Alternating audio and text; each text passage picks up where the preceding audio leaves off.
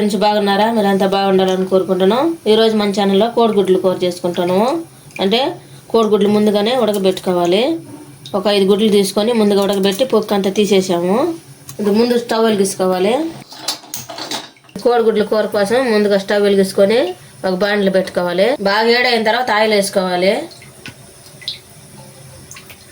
నేనైతే 2.5 spoon oil వేసుకున్నాను. Oil బాగా వేడైన తర్వాత జీలకర్ర వేసుకోవాలి. 1 స్పూన్ జీలకర్ర వేసుకోవాలి. 1 స్పూన్ ఆవాలు వేసుకోవాలి. 1 స్పూన్ పచ్చెనగపప్పు వేసుకోవాలి. 1 స్పూను మినపప్పు వేసుకోవాలి. ఒక పెద్ద ఉల్లిపాయ తీసుకొని సన్నంగా కట్ చేసుకొని కాగి ఆయిల్లో వేసేసుకోవాలి. తాలింపులో 2 రెమ్మల కరివేపాకు వేసుకోవాలి. కడిగేసుకోవాలి. అది ఇవి బాగా గోల్డ్ కలర్ వచ్చే వరకు వేసుకోవాలి. ఉల్లిపాయలు, తాలింపు గింజలు, కరివేపాకు ఇవన్నీ బాగా వేగాలి.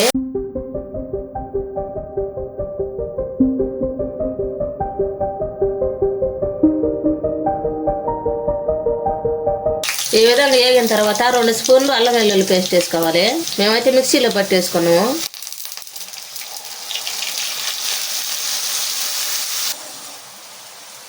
అల్లం వెల్లుల్లి పేస్ట్ పచ్చి వాసన పోయేదాకా వేపుకోవాలి.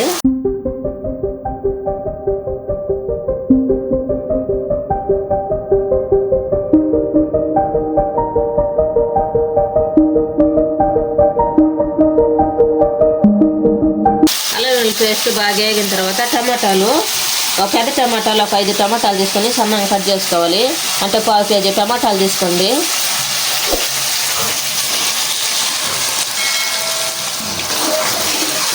మొత్తం కలిపేసుకోవాలి ఆయిల్లో.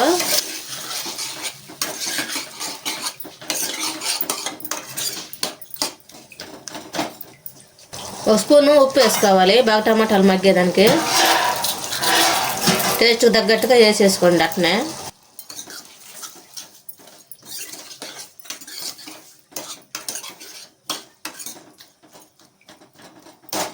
ఇప్పుడు మూత పెట్టి మగ్గించుకోను. A few moments later. ఉడికిందో లేదో చూద్దాము. మధ్య మధ్యలో కలుపుకుంటుండాలి. అల్లం వెల్లుల్లి పేస్ట్ చేసాం కదా, అడుగు అనుకుంటుంటుంది. మధ్య మధ్యలో కలుపుకొని బాగా ఉడికించుకోవాలి.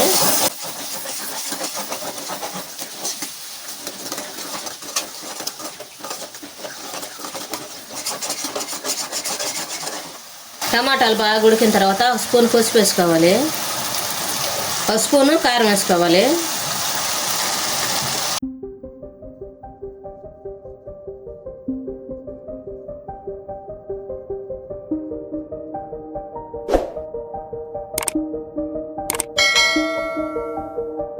టమాటాలు బాగా మగ్గిన తర్వాత ఒక చిన్న నిమ్మకాయ చింతపండు తీసుకొని నానబెట్టుకోవాలి. కడిగి నానబెట్టుకోవాలి. ఆ తర్వాత ఇది కలుపుకొని రసం తీసేసుకొని పోసేసుకోవాలి. ఈ విధంగా చెయ్యటం పెట్టి పోసేసుకోండి. సరిపోతుంది. ఈ విధంగా కలిపేసుకుంటే ఇది మొత్తం కలిపేసుకోవాలి బాగా కలిసేటట్టుగా. మీకు చాలకపోతే ఇంకా కాస్త వాటర్ పోసేసుకోండి. మాకైతే సరిపోద్ది అనుకుంటాను.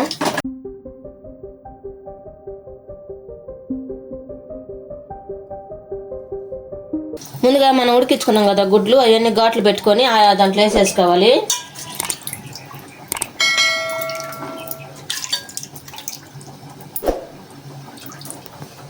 ముందుగా మనం గుడ్లు ఉడికించుకున్నాం కదా, అవి బాగా మనం ఉడికే మసాలాలో వేసుకొని కలిపేసుకోవాలి.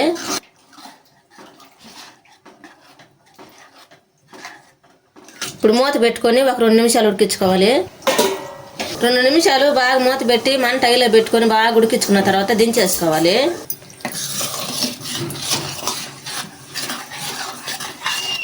ఎంతో టేస్టీగా ఉండే కోడిగుడ్ల కూర రెడీ అయింది. మీరు కూడా మీ ఇంట్లో చేసుకొని ఎలా ఉందో మా కామెంట్లో పెట్టండి. లైక్, షేర్ చేయండి, సబ్స్క్రైబ్ చేసుకోండి, పక్కన బిల్ నొక్కండి. Thanks for watching.